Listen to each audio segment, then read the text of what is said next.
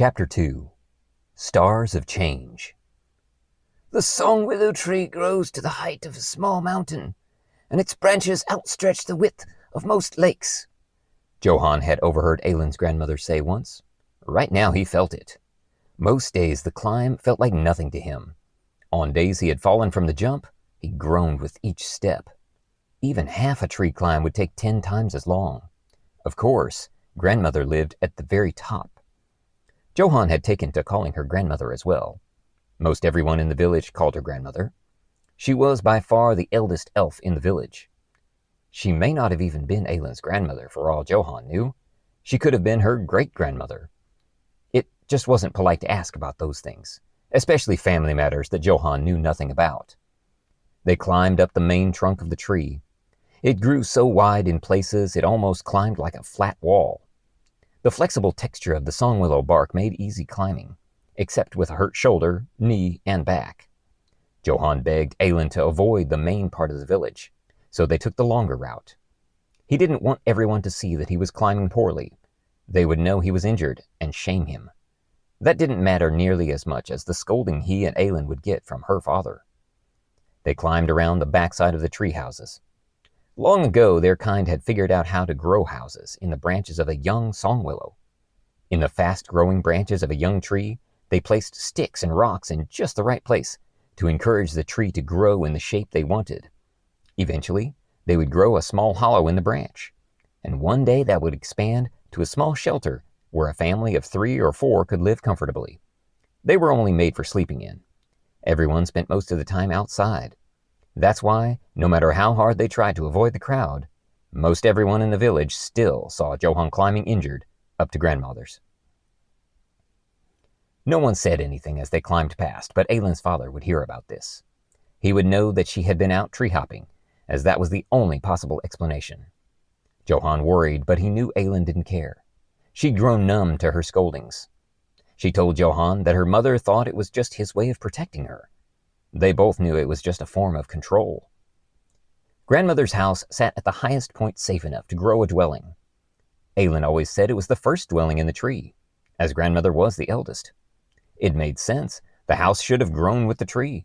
This should have been the largest, but it still looked like it was barely big enough to fit one person comfortably. Johann waited for Aylin to join him before knocking. He knew it irritated her that he wouldn't ever go in by himself. It took him forever to start calling her grandmother, even though everyone else in the village already did. She frowned at him a little, but didn't say anything. She had higher expectations for Johann. He should have made that jump. He could see it in the way she walked, in the way she looked at him. She thought he was holding back somehow. Tree hopping was her thing, and when he failed, it reflected on her. Johann knew he had tried, but he still couldn't make the jump that she found easy now. It probably made her mad, but he pushed himself as much as possible. Aylin rapped gently on the wooden frame surrounding her grandmother's house. She didn't wait for an answer before she stepped in through the curtain. An old woman sat cross-legged in the middle of the floor, mixing something in a small wooden bowl. She looked frail but confident. She knew what she was doing, and she knew they were coming. "Who told you we were coming?" Aylin asked as she brought Johann in. He sat down on the blanket grandmother had laid out for him and pulled his sleeves up a bit. She began rubbing a green salve from the wooden bowl on top of his skin. Neither Johann nor Aylin knew what it was, but it smelled rotten, burned like fire, and helped almost immediately. They only hoped that grandmother would pass on that secret recipe someday. "No one ever tells me anything anymore." Grandmother pulled Johann's shirt up a little and started rubbing the salve on his side.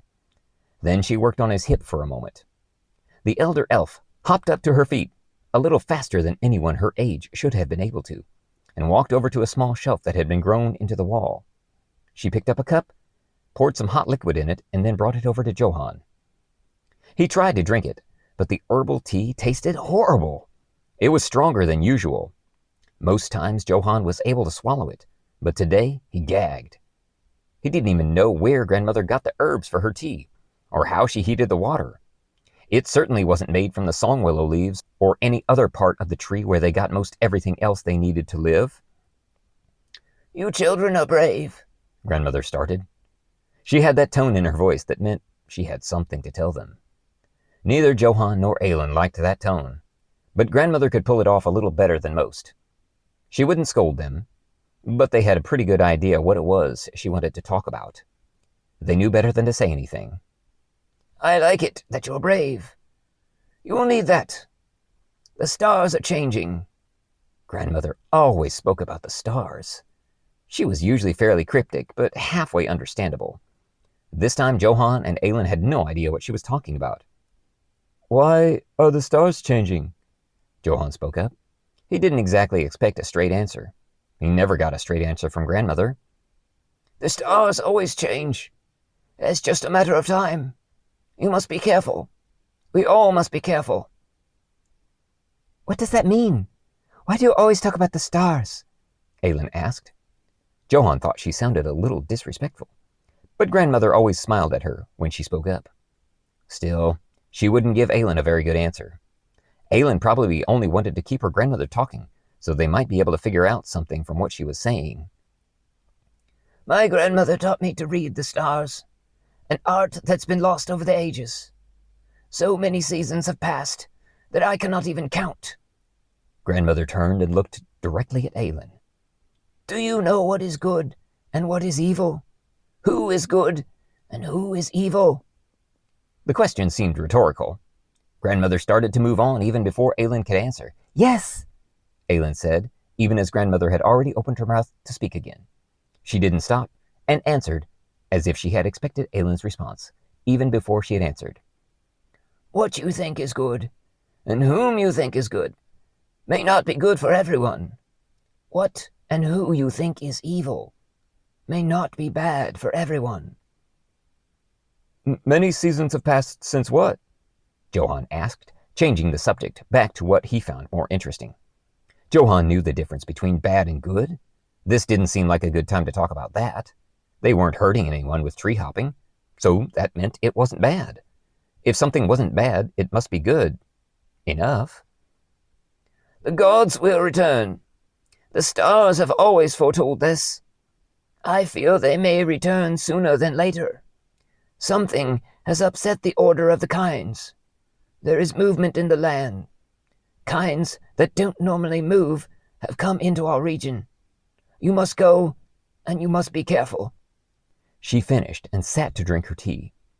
Grandmother already had her say. They knew they wouldn't get anything more out of her. Johann finished his tea with a gag, and Aelin kissed her grandmother's cheek before they left her alone. What was she talking about? Johann asked as they stepped outside. Usually I can kind of figure out what she means, but this time I have no idea. What was that about the gods returning, and what has upset the kinds?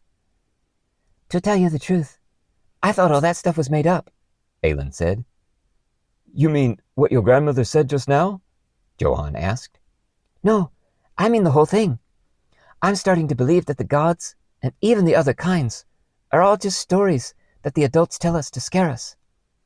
You know there are other kinds. We've seen them. Those creatures that fly, the ones from the cliffs to the north. They're just birds.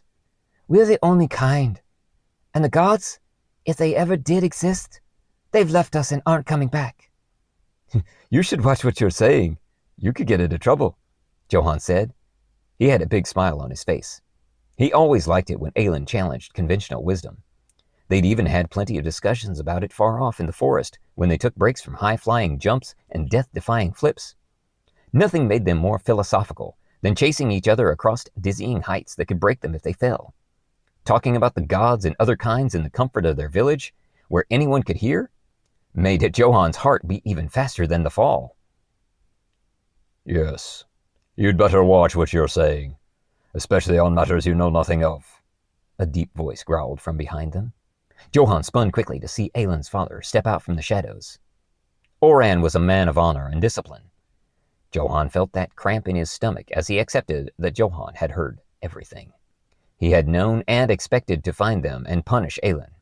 Now he would certainly disapprove of their tree hopping, especially since Johann had gotten hurt. He would disapprove of her coming to grandmother before anyone else. He also wouldn't approve of what grandmother had told them either, though that hardly could be their fault. You've been out of the village again, Oran said. It wasn't a question or a statement, but somewhere in between. He didn't wait for an answer. You think only of yourself and your fun. Don't you realize that when you put yourself in danger, you endanger the entire village? What are you talking about? We didn't do anything to hurt anyone. Johann spoke up, trying to defend Aelin. You're worried about the other kinds, aren't you? Aelin said. Grandmother was right. Something has upset the kinds. Your grandmother speaks of things that you have no reason to know of. You're still a child. You both are children, which means you're under my protection, as is this village. You know I only mean the best for you, and that is why you must do what I say. No more exploring around any of the other trees and villages, and especially no more trips down to the surface. He looked at her sternly before he turned and left. That's all he ever did. Scolded, scrunched his eyebrows, and left. He was a man of words, not actions. They had to wonder what dangers he was worried about on the surface. Aelin went down to the ground all the time, but she didn't even know Johann knew about that. The adults went down fairly frequently to search for other routes for food. Aelin went for excitement. She never told Johann about any signs of danger. I can't believe you questioned the existence of the gods, right here in our own village, and right before your father. I didn't know he was there, Aelin defended herself, but then broke out into a big smile. I probably still would have said it, even if I had known. Yeah, that will not go well for you tonight. I'm glad I won't be eating at your house tonight. Johann smiled and waved as he flipped backward off into the night. Fall of the Willow, available free in digital format on Amazon, Barnes & Noble, and Books A Million. Book 2, Allies of the Willow, also available now, online and in bookstores. Visit www.highway1publishing.com.